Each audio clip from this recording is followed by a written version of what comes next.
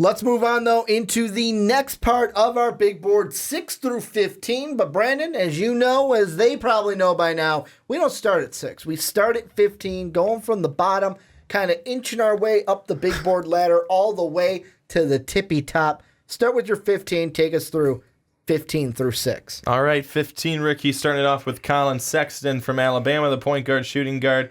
At 14, DeAnthony Melton from USC, point guard / shooting guard. At 13, Shai Gilgeous-Alexander, the point guard from Kentucky. At 12, Robert Williams, the center from Texas A&M. At 11, Lonnie Walker, the shooting guard from Miami. At number 10, Miles Bridges, Michigan State. Strong forward, power forward. At number 9, Wendell Carter Jr., center from Duke. At 8, Michael Porter Jr., the power forward from Mizzou. At 7, Mikal Bridges, the strong forward from Villanova. And at 6, Mr. Trae Young, the point guard from Oklahoma. Well, I'm going right into mine. Number 15, Kyrie Thomas, the guard out of Creighton. Number 14, Lonnie Walker, the guard out of the Miami out of Florida. Number 13, Shai Gilgeous-Alexander. I'm going to go back. Lonnie Walker from the U. Got to throw up a good U there. I felt like the U that I threw up was kind of like, you know what? It was a weak U. So I'm throwing up a good U. Now number 13, Shai Gilgeous-Alexander, guard from Kentucky.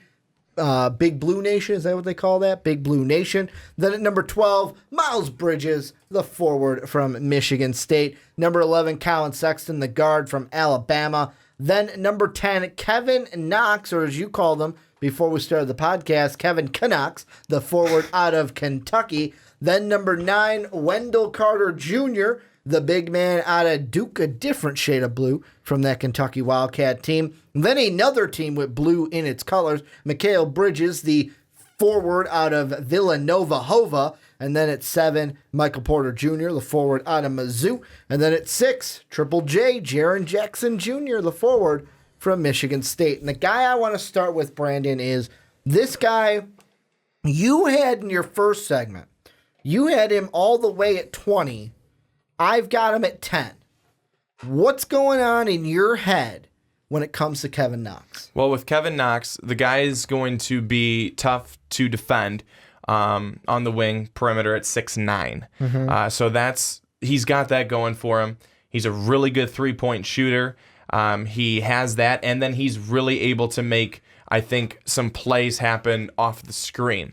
So, however, things that aren't necessarily as good for him, he's not that strong of a rebounder. He's not going to be a guy who's going to get a whole lot of rebounds at the rim. He's not outside of being able to make some plays happen off the screen. Mm-hmm. He's not a true playmaker. He really had a lot of, I think, a good supporting cast at Kentucky, which they always do, but it wasn't necessarily him. And then finally, he, as many guys, well, as it doesn't matter, I guess, but his defense could be better as well. He wasn't the strongest when it came to the defensive side of the ball, mm-hmm. and that's why I feel like there's a smaller margin for him to be able to mess up. He's got to be really, really good. He's got to be a really good three-point shooter mm-hmm. and really be able to create off the screen, because these things over here, mm-hmm. they're not working as much in his favor. And that's why the difference between you having him at 10, mm-hmm. me having him at 20. Well, I know the reason why we have him 10 and you have him at 20 is, first off, when it comes to his defense, the best way I've seen it put is he takes too many naps on defense. Kind of sleeps a little bit. Oh, no, guys behind me. But again, when you come to the NBA, mm-hmm. you're encouraged to take a nap on defense. Well, yeah, most teams don't play a lot of defense unless it's like, oh, crap, we really got to play defense. And for me with Kevin Knox, the reason why I have him at 10 is straight potential. And for me, yeah, he is a raw prospect.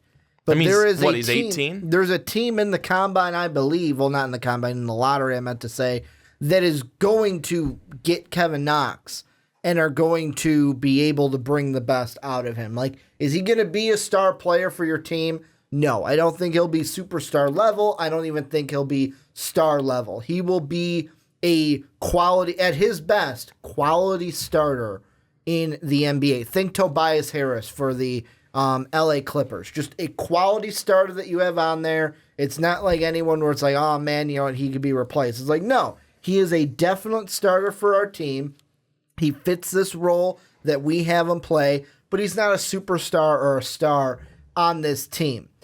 And I feel like the people that have him lower, like you do, out of the top 15, it's one of those things where, and you can correct me if I'm wrong, maybe it's, hey, I see all of this, and I don't think a team is going to get all that potential to where he's not going to be what everyone on my side of the table believes he can be with his potential. Yeah, I think that, again, it's, we always mention it. I know I always do, because I always want to be, and especially for our loyal viewers, is a lot of times they'll ask us questions. Well, why are you doing that? Well, why are you putting him there? Well, why are you putting him there? A lot of times with me, it's either based off of what I see him doing with potential, or maybe not necessarily getting to with all the potential or all the hype that someone will have for him. So you clearly are going into, and I want to say feeding into the potential, but seeing what's there, whereas I'm more so right now, the other things, I don't want to say the complete negatives, but the things that he's not as strong as, for me, they weigh a little heavier than the things that he is. Well, and I mean, the thing that I like most about Kevin Knox is were the percentages great? No. But it's one of those things just percentages. Where I know they're just percentages, but I mean, the percentages weren't good, but when it came to being a spot-up shooter, when it came to coming off of screens as a shooter, was he perfect? No. But I felt like, all right, there's enough there to where an NBA team could look at that and work with that. And, like, the way of him as a scorer, it's like, you know what? Was he one of those where it's like, he's going to be the guy with the ball and he's going to be our dominant scorer? No, he's not a Colin Sexton type player, but he knows how to move without the ball. And also, he kind of has that, all right, where am I supposed to be? Where am I going to get my spot? And to me, that's what I think a team in the lottery is going to be like, hey, you know what, we need to take him. We can get the most out of him. Really, it's, to me, a coach would tell his GM, hey, I can get the most out of this kid. Let's go ahead and take him in the lottery.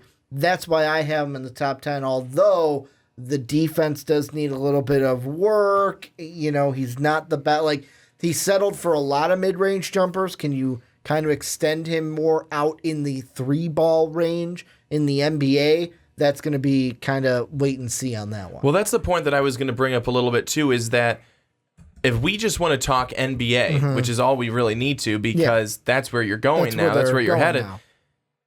Can you just take away everything else? So yeah, he may not get you the rebounds. He may not play the best defense.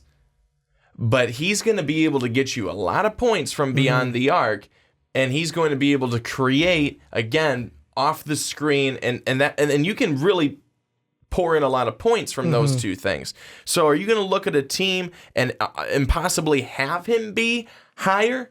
I mean, again, I'm 20, you're 10. I mean, wait, maybe somewhere in the middle, maybe like a 15, because they see, okay, you may not be able to save us on this end, but you're going to be able to save us on that end when the ball's in your hand and you're shooting it from beyond the arc. Yeah, and I mean, for me, the team, and maybe this is me thinking a little bit of the draft order, if he did go at 10, he's going to Philadelphia. Doesn't need to be the guy with the ball. That's Ben Simmons. He's got Markelle Fultz. He's got Joel Embiid. He's got other guys that can contribute as well. Doesn't really need to be the main guy. So he can kind of just fit in to, all right, how am I going to be the scorer on this team?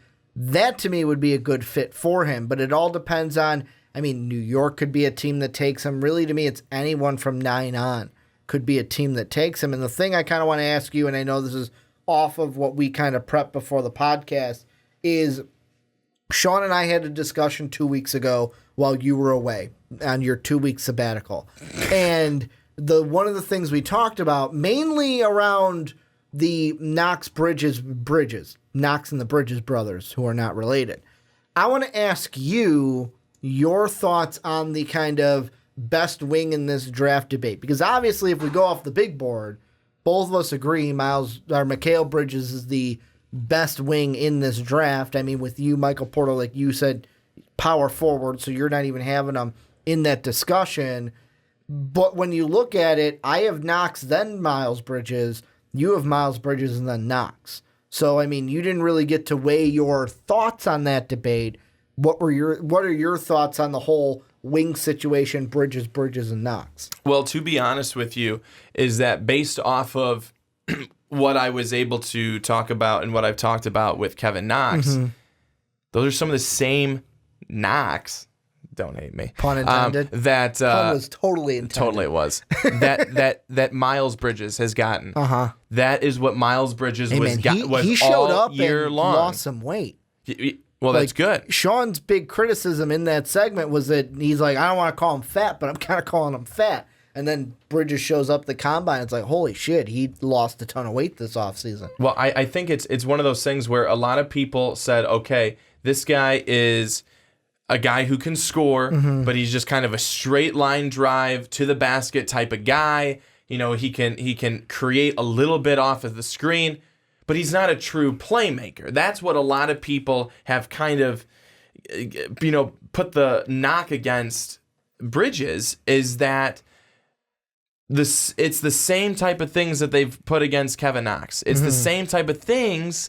When I say, however, they're not wrong. Is we've seen it. I mean, we've seen it time and time again. We didn't see when the Michigan State Spartans took on Syracuse in the tournament. Bridges didn't take over that game. He didn't go and become this playmaker. And yes, a very different type of game because of the way that Syracuse plays defense. Very good. Well, it's a unique zone defense. It is, and it's the best. But still, he wasn't able to become the playmaker. Give me the ball. I'm going to go make the play. I'm going to go this. I'm going to lead us to victory. He didn't have that. And I don't want the discussion to be necessarily about Miles Bridges, but that's the problem. That's the knock. That's the negative, is that if that's all you can do, if you can, if you're on and you're shooting from three, good, but if you're not, what else are you going to do? What else are you going to do to get out of that slump? What else are you going to do to, bring us points? What other players are you going to be able to make? That's the point. Well, and kind of moving on, because I kind of asked you that question, so going on in Bridges was totally fine because I set you up for that one. But moving on to the next guy we were going to talk about is, now this is a guy I got a lot of flack about in the comment section of Sean and I's bust video that we did, because I mentioned that I could see him maybe being a bust, but I'm not quite sure, and that's Lonnie Walker. And I saw the video during the combine of his vert, ridiculous vert, and I just looked at it and I did one of these and I went, oh, I'm going to hear about it in that video. I'm like, I'm going to hear about it, because I didn't say, like, it's not like, oh man, Lonnie Walker's going to be a bust. I just don't know about Lonnie Walker, because can he be a really good scorer at the next level? Yes. But for me, it's with Lonnie Walker, it's first off the injury from college, and it looked a lot better at the combine. I will say that. There's two of, are you just going to be a scorer that settles for like contested jumpers, or are you going to be a scorer and have different tools to your game as well? See, with Lonnie Walker, he's an interesting situation, because you look at his time in Miami, and you look at his numbers in Miami. They're not wonderful. Yeah, they don't jump off the page. Everyone has to remember his injury. Yeah. Everyone has to remember he's injured for the first part of the season. And I don't think that he was able to show every single thing that he had. He didn't showcase everything. But what he did do is he did showcase a lot of really, really good things come combine. And like you said, his 40-inch vert, and then he was second in the shuttle run, third in the sprint. I mean, the guy is athletic. I mean, he's just an athletic player. And then, I mean, you look at everything else that he has, the tools, like I said, the athleticism, shot making ability, everything like that. You put that all together, Lonnie Walker's going to make, I think, a pretty nice NBA player. We just haven't necessarily seen it all yet. But on so many guys, we haven't seen it all. We haven't seen it all on guys who have played a full year plus multiple more years. So we haven't seen it all yet. That's for sure with Lonnie Walker, and that's what makes him, I think, exciting, and that's certainly why I put him at my spot of number 11. Mm-hmm. Well, for me, I mean, going off of what you just said, I thought you were going to go a little bit more there, but 14 for me. Basically, what that says is he's a fringe lottery guy for me. Like, right now, I feel like could he be a lottery pick? Yeah, he could. A team late in the lottery, 12, 13, 14, maybe 11 could take him, but at the same time, I could see him being a guy that goes 15, 16, 17, and is just outside the lottery as well. Like, I don't know which team inside the lottery or outside the lottery are going to fall in love with him and want to take him. So that's why I kind of had him at 14, just kind of like that. You're on the fence. I have you slightly in the lottery, but I could see you tipping and falling out of the lottery and going 15 through wherever if he does fall farther.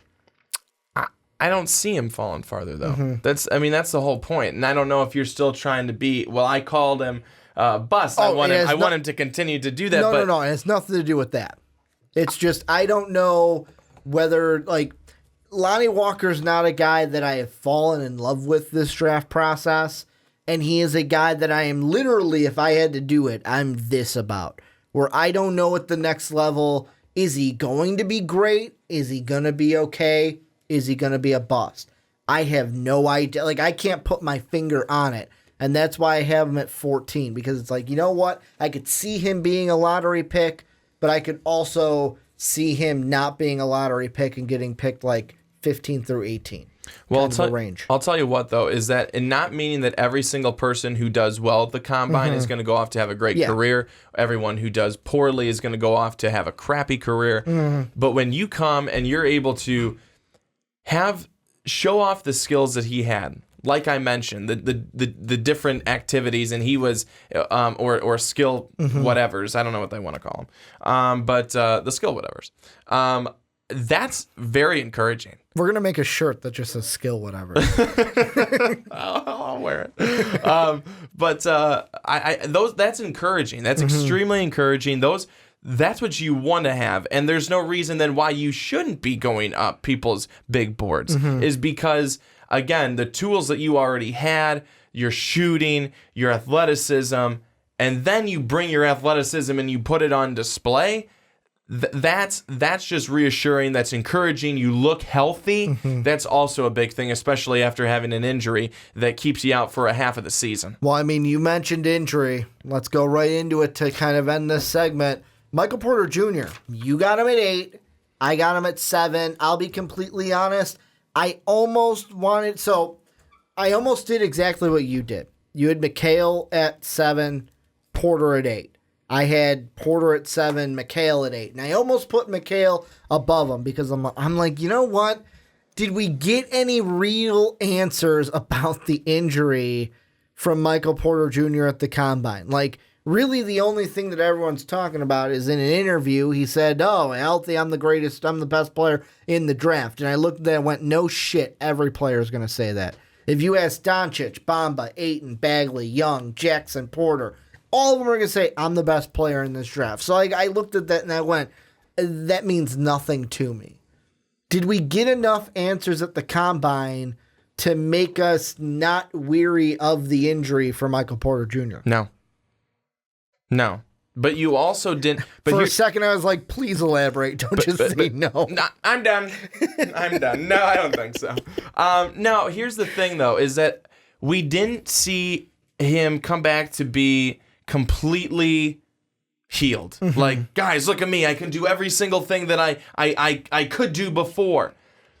But also the thing is that he didn't do anything, and maybe this is an injury, but you have to almost think it might be, is that he didn't reassert himself as being a top 5, top 3, or even, in his mind, the top pick in this draft. He didn't do anything for anyone, I don't think, unless you're smoking crack, to say, yeah, he did. You know what I'm saying? Yeah. You know what I'm saying? It's like you didn't come out, you didn't impress and woo and wow. You came out and you did what we kind of pretty much expected you were going to do because it's kind of what you've been doing. And I'm not saying you're a bad player. I'm not saying that he is losing stock. He's just kind of where he is now. Mm-hmm. And that's how I feel on Michael Porter Jr. Here's the thing that I want to ask you, because obviously didn't do any drills. He's going to save it for the individual team workouts. And I mean, with the measurements, almost 6'11". He was about 6'10" and 3/4 with shoes on. His wingspan just over 7 feet. He was about 7 1/4. The thing, though, that I want to ask you about is and I'm looking here from Bleacher Report, they're like, oh, his body fat percentage was a bit average. But they're looking at that going, well, yeah, he didn't play the entire year. Maybe that's because he's kind of like, that's maybe why he's lacking the bulk that we would want from him. Do you think that's might be a little bit of the reason? I know most high-end lottery picks don't do drills at the combine. They save it for individual workouts, but could that have been a little bit of the reason why it's like, you know what, I'll wait for the individual workouts? It could be, I'm not in the peak shape that I want to be in, and I don't want to hurt my draft stock. And he's not. I think you're right. He's not in that shape yet, and that again though is not comforting. Mm-hmm. You know, I mean, especially for someone, and I don't want to say that I'm some humongous Bulls fan. I mean, I would like him to do well, Mm-hmm. but I don't watch him. But I wouldn't want to get him. Mm-hmm. I wouldn't want him to be on the Bulls. Well, the big news from the NBA side, and I think we're probably going to talk about this on the fast break. We should, because it's a big story, is the team that looks like they could be trading up for him is the Clippers. They could be trading their 12 and 13 pick to move up for Michael Porter. So, I mean, we'll see where he goes. To me, though, I didn't think we got enough questions from him at the combine. You didn't have enough stuff answered. You didn't have enough stuff answered about him. And I get that you don't want to, perform a lot of different things, Mm-hmm. but that also then doesn't speak to, and again, I'm saying this about him because he's coming off of an injury. Yeah. If the mystique around him is also unique too, because coming into college, oh, he's the best prospect in this draft. He's going to be number one. Then the injury happens. Now he's about 7, 8, 6 in some big boards. And then you've got people bringing up past video from like last year when he was still in high school about him going one-on-one with Dennis Smith Jr. and Dennis Smith just blowing by him almost every time. So, I mean, he's kind of like a unique case of like, well, did we overhype him coming into the season? Is it all because of the injury? What's going on with MPJ? He had a significant back injury. Mm-hmm. He had a significant back injury that he came back early from, that I think he rushed to get back. And at the end of the day, I don't think it really did anything. I mean, that doesn't help you. You didn't help lead your team, to the Elite Eight or anything like. You didn't do that. You needed to focus, and I know this sounds selfish, but you needed to focus on you. You knew what you were going to be doing after the season. It wasn't a question. You knew what you wanted to do. You should have made sure, taken more time, maybe not come back and played. And we talked about that. Yeah. Should he come back? Should he not come back?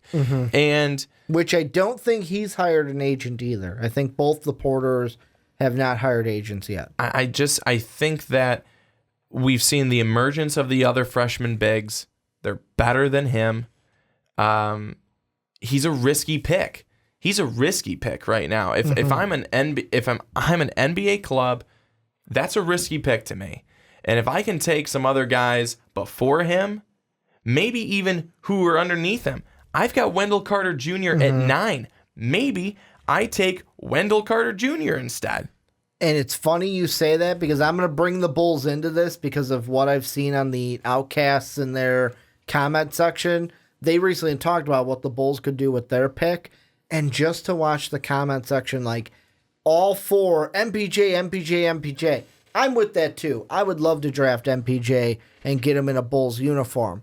However, there's a ton of commenters that I've seen on the Bulls side that have been like, I don't know why people think we should draft Wendell Carter Jr. I don't want Wendell Carter Jr. And I look at it and I go, he's not my second choice, but like, I like what Wendell Carter Jr. can bring to a team. I do too. Like, and that's a whole of a fit thing, but like us on a big board, like, there's a reason he's in my top 10. Like, the only reason he's not higher is because I feel like the 8 guys ahead of him, I could not for any reason put him above anyone in my top 8. Well, I'll tell you what is funny, and I think I said this the last time when we talked about Wendell Carter Jr., is that in a lot of stuff that I looked at, a lot of stuff that I read, there were people that were having reports out there saying he was better than Bagley.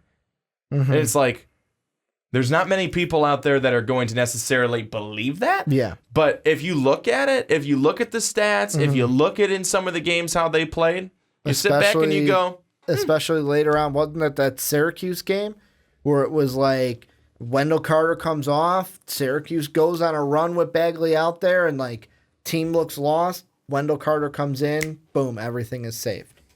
So I mean, that's a microcosm of it. But I mean, Wendell Carter is going to be the interesting one. He could have rose in mine, but there's no way I could have put him above anyone in my top 8. But this is where I want to turn the conversation on to you guys.